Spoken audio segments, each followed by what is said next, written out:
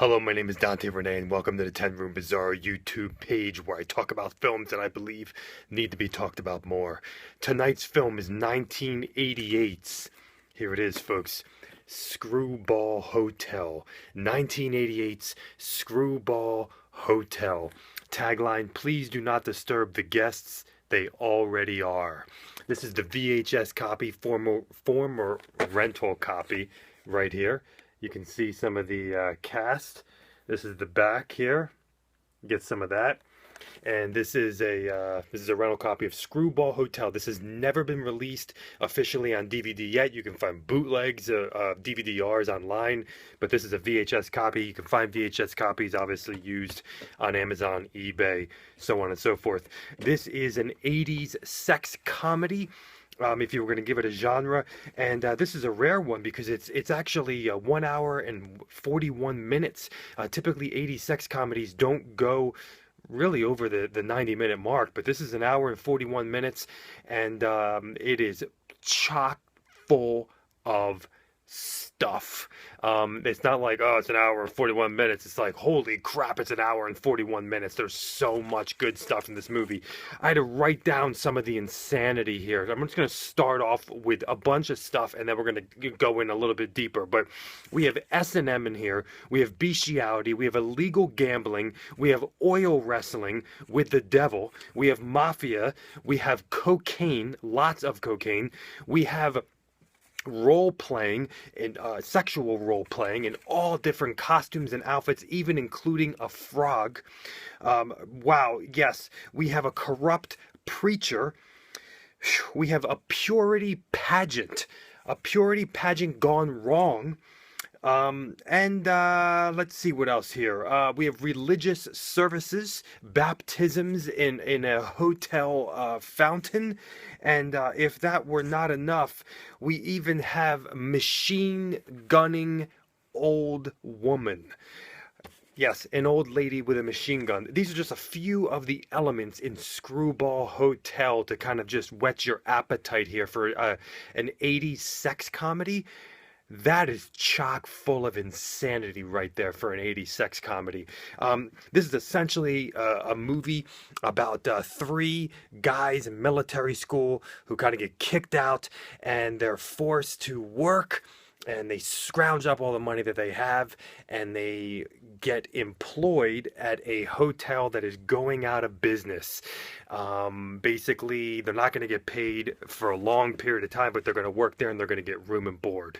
And these three guys meet a girl there named Candy, who's also working there, possibly for free.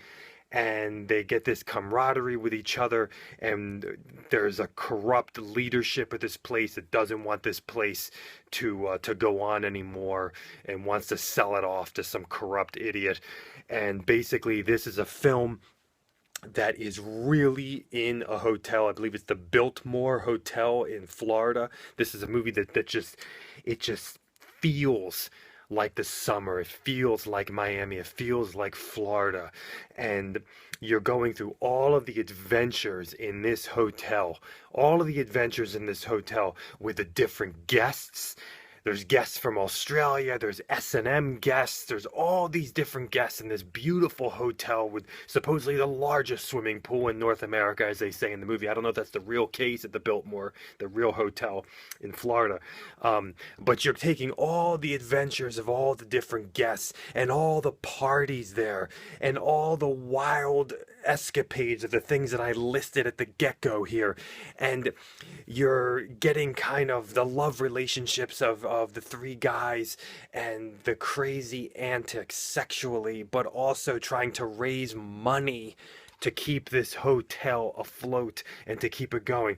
You know, I love hotels. I love movies with hotels, everything from Motel Hell to the Pink Motel, which I've reviewed on this YouTube page.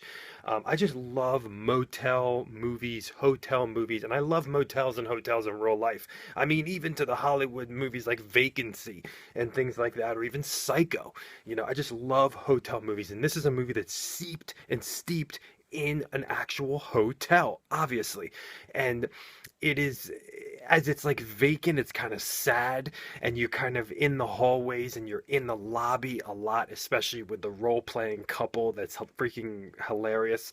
But you're just in this kind of vacant hotel, and you're in the kitchen as they're cooking up the food, and you're in like the lounge area and the restaurant area, and you're at the pool, and you're at the pool cabana, the cabana boys kind of, and that whole vibe. And this movie just totally has that 80s. It's in a hotel and it's in Miami. And let me tell you about the soundtrack of this movie. The soundtrack is chock full of amazing 80s pop music that you don't know of. I mean, it's all unknown music that I've never heard of before. It's probably just for this film, and there's probably no soundtrack for this movie. Now I'm going to have to search out all these songs individually. But even the title track for Screwball Hotel brought back so many memories, because the first time I saw this film was when I was renting it in probably 89, somewhere around there.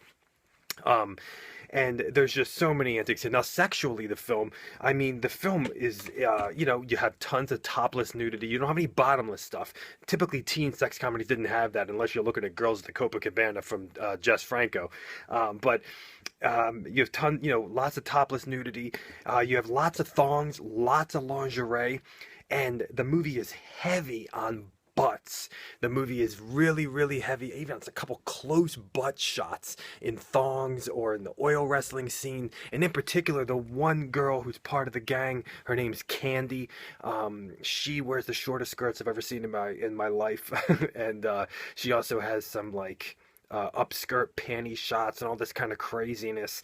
I think that was the girl that I really liked when I first saw this when I was a youngster. And it's just great camaraderie with the three guys and Candy as they're trying to raise money for the hotel and trying to go against the corrupt leadership, and then at the same time also involved in tons of antics to make the corrupt leadership look really bad, involving cocaine and sex, and a group of Christian girls. Some crazy stuff, and Moses and the devil as well.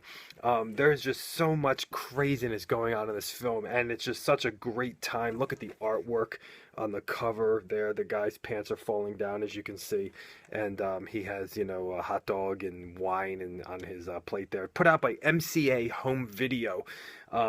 This is just a really, really, this is one of those 80s teen sex comedies that is just wow. It's at a very high energy level. Even the camera movement at times, there's a couple great shots where it just really shows an energy level, and like bam, ba bam, ba bam, ba bam. There's just energy all over this film, and there's a lot of fun. It just reminds me of late night USA, Up All Night, back in the 90s. On the original channel USA, when it used to be sleazy and crazy, the USA Up All Night show. But Screwball Hotel, it is definitely something special. You got the friend thing, you got the camaraderie thing, you got the sex stuff, you got the awesome hotel stuff, you got tons of action and drugs and chaos, and there's even two hotel bands in the movie. One's more of like an island band, and the other one is like almost like a Sinatra band, but they're young guys with conga drums. The two bands in the film are freaking awesome. The two bands in the film just are playing the best music during the craziest scenes. And yes, there are drug dealers in this movie that have machine guns, and there's even mafia, Italian mafioso.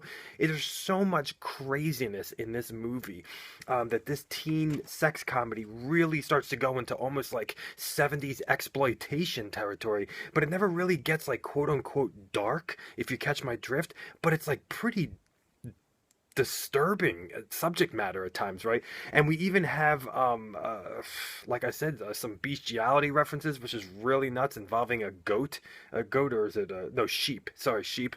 And there's even a dog that almost gets killed, or is it killed? There's like a really disturbing scene of like a special effect of this dog.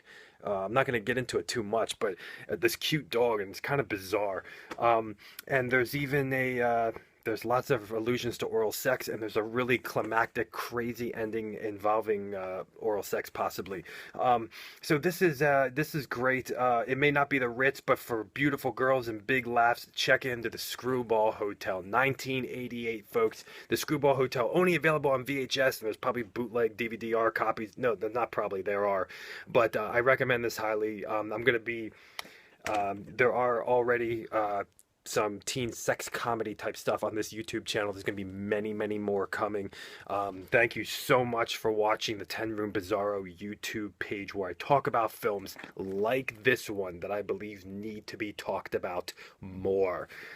Check out the YouTube channel. There's tons of Jess Franco, there's tons of sexploitation, there's horror, there's erotica, there's bizarre, underground, weird. All of it is on here, and more teen sex comedies.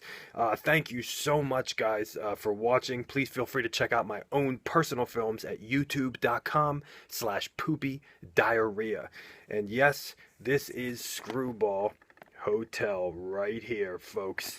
On beautiful VHS. Here's the gang as I close out. That's it. That's a wrap.